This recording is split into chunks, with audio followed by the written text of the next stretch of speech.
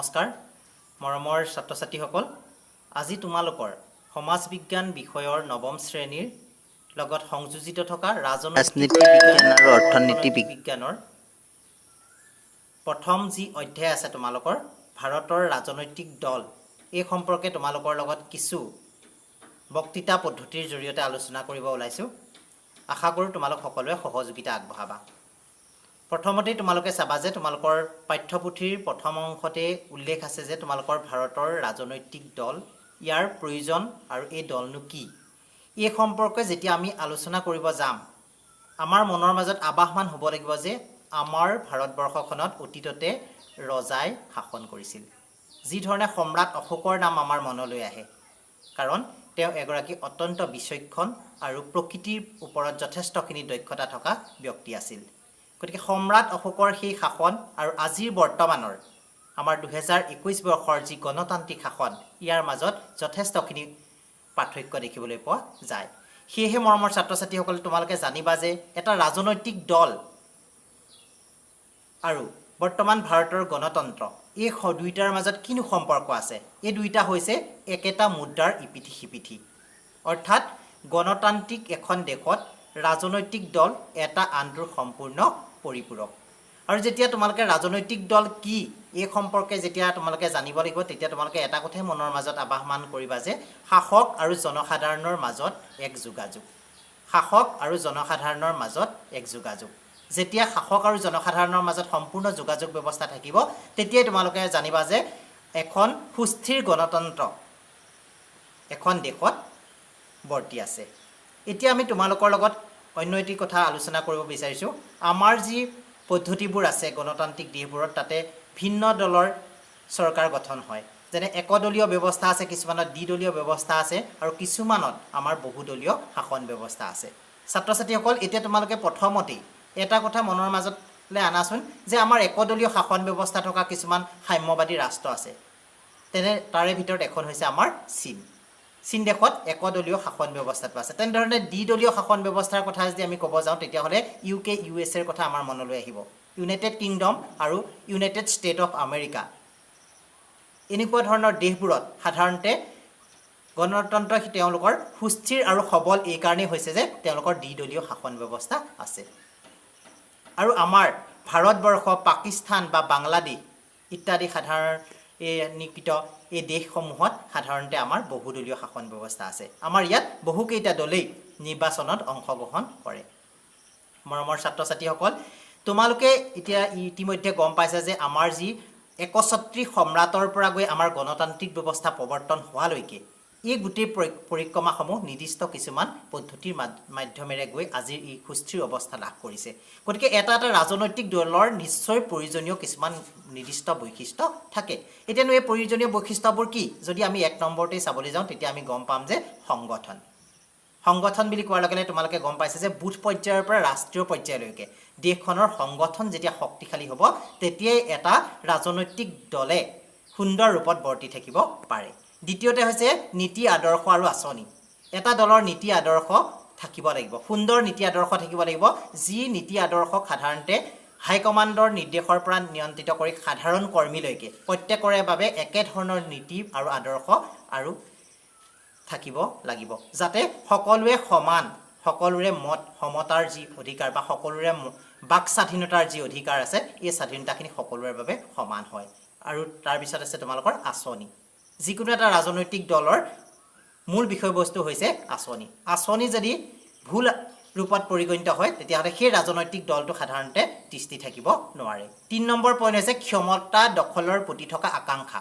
এটা ৰাজনৈতিক দলৰ মুখ্য বিষয় হৈছে এইটো ক্ষমতা দখলৰ প্ৰতি আকাংক্ষা থাকিব লাগিব যদি আকাংক্ষাই নাথাকে তেতিয়াহ'লে সেই দলটো নেক্সট ইয়াৰত চৰকাৰ গঠন কৰিব নোৱাৰে বা গণতন্ত্ৰত সেই দলটোৱে সুস্থিৰ বা সবল ভূমিকা গ্ৰহণ কৰিব নোৱাৰে যিদৰে তোমালোকে দেখিছাই আমাৰ 2016 বৰ্ষত আমাৰ অসম ভূমিত যেনেধৰণে ভাৰতীয় জনতা পাৰ্টি বা আমাৰ ভাৰতবৰ্ষত 2014 চনত ভাৰতীয় জনতা পাৰ্টি আৰু 2019 বৰ্ষত পুনৰ ভাৰতীয় জনতা পাৰ্টি আকৌ আমাৰ তেনেধৰণে অসম ৰাজ্যৰ কথা যদি আমি চাবলৈ যাওঁ তাতো আমাৰ ভাৰতীয় জনতা পাৰ্টিয়ে চৰকাৰ গঠন কৰিছে ইয়াৰ অন্যতম কাৰণ কি ইয়াৰ অন্যতম কাৰণেই হৈছে ক্ষমতা দখলৰ প্ৰতি থকা আকাংক্ষা আৰু দলৰ নীতি আদৰ্শ আৰু সুস্থিৰ আঁচনি। এই কামখিনি যেতিয়া থাকিব তেতিয়াই আমাৰ একোটা ৰাজনৈতিক দলে সুন্দৰ ৰূপত বৰ্তি থাকিব পাৰে। আৰু 4 নম্বৰ পইণ্টটো হৈছে জাতীয় স্বাৰ্থৰ প্ৰতি সন্মান। জাতীয় স্বাৰ্থক সদায় আগস্থান দিব লাগিব, যেনেধৰণে আমাৰ বৰ্তমানৰ চৰকাৰখনে তেনেধৰণৰ কাম কাজ হাতত লৈছে। জাতীয় স্বাৰ্থৰ প্ৰতি যেতিয়াই সন্মান থাকিব তেতিয়াই সেই দলটো কোনোদিন আৰু পিছ হুহুকি যাব লগা নপৰে। মৰমৰ ছাত্ৰ ছাত্ৰীসকল, এতিয়া তোমালোকে তাৰপিছত জানিবা যে আমাৰ যিটো গণতান্ত্ৰিক ৰাষ্ট্ৰৰ কামনো কি। এখন গণতান্ত্ৰিক ৰাষ্ট্ৰত কি কাম থাকে। 1 নম্বৰতে হৈছে জনগণক ৰাজনৈতিক শিক্ষাৰে শিক্ষিত কৰিব লাগিব। জনগণ যেতিয়া ৰাজনৈতিকভাৱে জ্ঞানী হ'ব তেতিয়াই সাধাৰণতে একোখন দেশ উন্নতিৰ শিখৰলৈ যাব। দ্বিতীয়তে হৈছে গণতান্ত্ৰিক দেশখনত প্ৰত্যেকৰে মনত ৰাজনৈতিক সজাগতা বৃদ্ধি কৰিব লাগিব। অৰ্থাৎ এই কামখিনি তোমালোকে ভিন্ন ধৰণে কৰি থকা দেখা পোৱা গৈছে বৰ্তমান। তোমালোকে যদি অতীত ব্যৱস্থাৰ পৰা চাবলৈ যোৱা, যেতিয়া 1885ত ভাৰতীয় জাতীয় কংগ্ৰেছে আমাৰ ভাৰত ভূমিত প্ৰথম প্ৰদক্ষিণ কৰিছিল, তেতিয়াৰ পৰাই আজিৰ ভাৰতীয় জনতা পাৰ্টিলৈকে এই গোটেই ছিষ্টেমখিনি তোমালোকে যদি গোটেই দলসমূহৰ বিষয়ে যদি অধ্যয়ন কৰা তেতিয়া তোমালোকে দেখিবা যে প্ৰতিটো দলেই কিন্তু ৰাজনৈতিক সজাগতা বৃদ্ধি কৰিব পাৰিলেই তেওঁলোকে তিষ্ঠি থাকিব পাৰে। মৰমৰ ছাত্ৰ ছাত্ৰীসকল, এইখিনিতে তোমালোকক আকৌ পুনৰ ক'ব বিচাৰিছোঁ যে এটা ৰাজনৈতিক দলৰে প্ৰথম আৰু এটা কাম হৈছে প্ৰধান কাম জনমত গঠন কৰিব লাগিব আৰু লগতে জনমতক সুসংগঠিত কৰিব লাগিব। জনমত তোমালোকে গম পাইছে, জনতাৰ মতামত। আমাৰ এতিয়া ভাৰতবৰ্ষত নিবনুৱাৰ সংখ্যা যথেষ্টখিনি বেছি। সেই নিবনুৱাসকলে কি ধৰণৰ মত পোষণ কৰিছে, নিবনুৱাসকলে কোন দিশেৰে দেশৰ যি ৰাজনৈতিক পৰিক্ৰমাটো কোন দিশেৰে গ'লে তেওঁলোকে অধিক আশা কৰাৰ ফল পাম বুলি ভাবিছে। অৰ্থাৎ তেনেকুৱা ধৰণৰ যিবোৰ জনতাৰ ক্ষোভ বা জনতাৰ মতামত, এই মতামতখিনি চৰকাৰখনে গ্ৰহণ কৰিব লাগিব। তেতিয়াই গণতান্ত্ৰিক ৰাষ্ট্ৰ এখন সুচাৰুৰূপত চলি থাকে। এতিয়া আহিছোঁ আমাৰ যিসমূহ আমাৰ ভাৰতীয় ৰাজনৈতিক দল আছিল, এই দলসমূহৰ বিষয়ে তোমালোকৰ লগত আলোচনা কৰিব ওলাইছোঁ। প্ৰথমে হৈছে 1885 চনত ভাৰতীয় যিটো আমাৰ জাতীয় কংগ্ৰেছ দল আছিল, ভাৰতীয় জাতীয় কংগ্ৰেছ দলটোৱে তেতিয়া সেই সময়ৰ এগৰাকী ICS বিষয়া এলেন অক্টোভিয়ান হিউমৰ নেতৃত্বত এই দল গঠিত হৈছিল আৰু ইয়াৰ প্ৰথম প্ৰেছিডেণ্ট আছিল উমেশ চন্দ্ৰ বেনাৰ্জী। আৰু এই যি প্ৰথমখন তেওঁলোকৰ সভা হৈছিল, এই সভাখন হৈছিল মুম্বাইত, বৰ্তমানৰ মুম্বাই, তেতিয়া বোম্বেত।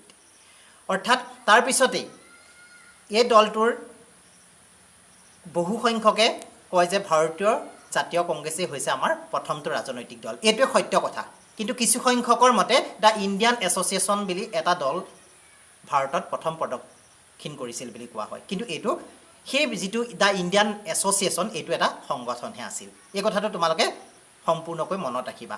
তাৰপিছতে আহিছিল আমাৰ 1906 চনত মুছলিম লীগ গঠন হৈছিল 1906 চনত। আৰু 1906 চনৰ পিছত ক্ৰমাগতভাৱে তোমালোকৰ 1916 চনত হিন্দু মহাসভা, 1922 চনত স্বৰাজ পাৰ্টি সেই সময়ত যথেষ্টখিনি সক্ৰিয়তাৰে কাম কৰিছিল। আৰু এই যি স্বৰাজ পাৰ্টিটোক পিছত চিত্তৰঞ্জন দাস আৰু মতিলাল নেহেৰুৱে ইয়াক ভাৰতীয় জাতীয় কংগ্ৰেছৰ লগত চামিল কৰি দিছিল।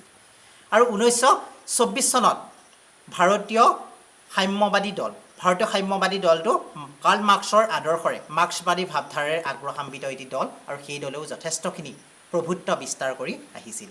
আৰু 1952 চনত যেতিয়া আমাৰ 1947 চনত ভাৰত স্বাধীন হোৱাৰ পিছত 1952 চনত আমাৰ নিৰ্বাচন আৰম্ভ হৈছিল, সেই নিৰ্বাচনত কিন্তু আমাৰ ভাৰতত ৰাজনৈতিক দল 50টা ৰাজনৈতিক দলে কিন্তু অংশগ্ৰহণ কৰিছিল।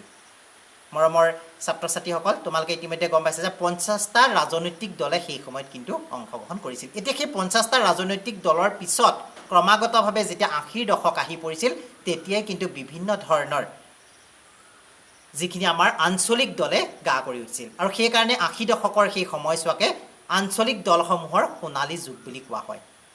আৰু সেই সময়তে সোণালী অধ্যায়ৰ আৰম্ভ হৈছিল। আৰু আঞ্চলিক দলে যথেষ্টখিনি ভিন্ন ৰাজ্যত প্ৰভুত্ব বিস্তাৰ কৰিবলৈ সক্ষম হৈছিল। আৰু তেনেকুৱা ধৰণৰ আঞ্চলিক কিছুমান দল হৈছিল নেশ্যনেল কনফাৰেন্স, যিটো আমাৰ জম্মু আৰু কাশ্মীৰত সেই দল গঠিত হৈছিল। তাৰোপৰি তোমালোকৰ মিজো নেশ্যনেল ফ্ৰণ্ট মিজোৰামত হৈছিলে, শিৱসেনা যিটো আমাৰ মহাৰাষ্ট্ৰত এতিয়াও যথেষ্টখিনি শক্তিশালী দল এটি শিৱসেনা পাৰ্টি। তাৰপিছত নাগালেণ্ড পিপুল কনফাৰেন্স, যিটো আমাৰ নাগালেণ্ডত হৈছিল। অসমত অসম গণ পৰিষদ দল, যিটো বৰ্তমানো আমাৰ অসমত গণ পৰিষদ দলে যথেষ্টখিনি ভূমিকা গ্ৰহণ কৰি আছে। আৰু যিটো অসম গণ পৰিষদ দলে বৰ্তমান আমাৰ বিজেপি ভাৰতীয় জনতা পাৰ্টিৰ লগত মিত্ৰজোঁট হিচাপে চৰকাৰ গঠনত অংশগ্ৰহণ কৰি আছে। তাৰপিছত এতিয়া 2021 চনত ৰিচেণ্টলি আকৌ দুটা নতুন দলৰ সৃষ্টি হৈছে। এটা হৈছে তোমালোকৰ ৰাইজৰ দল আৰু আনটো হৈছে অসম জাতীয় পৰিষদ AJP। এনেকুৱা ধৰণৰ দলসমূহেও আঞ্চলিক দলসমূহে সাধাৰণতে যিকোনো এখন ৰাজ্যত প্ৰতিনিধিত্ব কৰি তেওঁলোকৰ নিজৰ আঞ্চলিক বা নিজৰ ৰাজ্যৰ বা নিজৰ যিখিনি আমাৰ জাতীয় স্বাৰ্থৰ প্ৰতি কাম কৰিবৰ কাৰণে তেওঁলোকে কিছুমান নীতি আদৰ্শ লৈ আগবঢ়া দেখা পোৱা গৈছে। ছাত্ৰ ছাত্ৰীসকল, এতিয়া তোমালোকে ইমানখিনি আজিৰ আমাৰ পাঠটোত তোমালোকৰ ৰাজনৈতিক দল বা ৰাজনৈতিক দলৰ যিখিনি তোমাৰ ভূমিকা এই সম্পৰ্কে তোমালোকে বা ৰাজনৈতিক দলৰ যি তোমাৰ কাম বা গণতান্ত্ৰিক ৰাষ্ট্ৰ এখনৰ কাম এই সম্পৰ্কে তোমালোকৰ লগত আলোচনা কৰিলোঁ। এতিয়া আহাচোন আমি যাওঁ বিৰোধী দলনো কি, গণতন্ত্ৰত বিৰোধী দলৰ ভূমিকা কি এই সম্পৰ্কে তোমালোকৰ লগত আলোচনা কৰোঁ। এতিয়া আমি তোমালোকৰ নিজৰ আমাৰ ভাৰতবৰ্ষৰ কথা বা আমাৰ যি অসমখনৰ কথা আমি চিন্তা কৰোঁ, তেতিয়াহ'লে তোমালোকে দেখিবা যে 2016 বৰ্ষত আমাৰ বিৰোধীৰ ভূমিকাত আছিল কংগ্ৰেছ আৰু AIUDF দল, নহয়নে? আমাৰ তেওঁলোকে বিৰোধীৰ ভূমিকাত যদি সবল স্থিতি গ্ৰহণ কৰে তেতিয়াহ'লে চৰকাৰখনে অধিক কাম কৰাৰ প্ৰেৰণা লাভ কৰে। এই ক্ষেত্ৰতে বিৰোধী দলৰ কাম কি বুলি কোৱাৰ লগে লগে আমি প্ৰথমতেই আমি জানিব লাগিব যে জনসাধাৰণ আৰু দেশৰ স্বাৰ্থক সুৰক্ষা দিয়াত চৰকাৰখনে কেনেধৰণৰ কাম কৰিছে এই কামখিনিত কিন্তু তেওঁলোকে নজৰ ৰাখিব লাগিব। তেওঁলোকৰ সেইটো হৈছে 1 নম্বৰ পইণ্ট। আৰু যদি চৰকাৰখনে জাতীয় চেতনাৰ প্ৰতি স্বাৰ্থৰ প্ৰতি যদি কাম কৰা নাই তেতিয়াহ'লে তেওঁলোকে সেই ক্ষেত্ৰত মাত মাতিব লাগিব। তাৰপিছত তোমালোকে চাবা প্ৰয়োজন সাপেক্ষে তেওঁলোকে উচিত দিহা পৰামৰ্শও দিব লাগিব আৰু সুপৰিকল্পনাৰে এটা বিৰোধী দলে সুপৰিকল্পনা প্ৰস্তুত কৰি চৰকাৰক সমৰ্থনো আগবঢ়াব লাগিব যিখিনি ভাল কাম থাকে। তেতিয়া এখন গণতান্ত্ৰিক ৰাষ্ট্ৰ আগুৱাই যোৱাত প্ৰেৰণা লাভ কৰে। তাৰপিছত আমি যদি আৰু কথা কিছুমান চাব যাওঁ, চৰকাৰ আৰু জনসাধাৰণৰ মাজত যিখিনি পাৰ্থক্য আছে এই পাৰ্থক্যখিনি দূৰ কৰাৰ ক্ষেত্ৰত বিৰোধী দলে কিন্তু ভূমিকা ল'ব লাগিব। আৰু বিৰোধী দলে সাধাৰণতে আমাৰ দেশখনত ঘটি থকা যিখিনি সমস্যাৰাজি আছে সেই সমস্যাখিনি প্ৰকৃত ৰূপত উত্থাপন কৰিব লাগিব। বিধানসভাই হওক বা লোকসভাই হওক তাৰ মজিয়াত উত্থাপন কৰিব লাগিব। আৰু যেতিয়া তেওঁলোকে উত্থাপন কৰিব পাৰিব তেতিয়া চৰকাৰখনে অধিক কাম কৰাৰ প্ৰেৰণা লাভ কৰে। মৰমৰ ছাত্ৰ ছাত্ৰীসকল, আজি তোমালোকক ইমানখিনি কথাই কৈছোঁ। ইয়াৰ পিছত তোমালোকে আৰু অধিক তথ্য লাভ কৰিবলৈ হ'লে তোমালোকে তোমালোকৰ নিজৰ যিখন কিতাপ আছে কিতাপৰ উপৰি তোমালোকে ইণ্টাৰনেটত তোমালোকে যিকোনো ধৰণৰ তথ্যৰাজি ৰাজনৈতিক বিদসকলৰ যিখিনি পৰামৰ্শাৱলী এই কথাখিনিও তোমালোকে সুন্দৰ ৰূপত চাই তোমালোকে নিজৰ জ্ঞান বৃদ্ধি কৰিব পাৰিবা। ধন্যবাদ।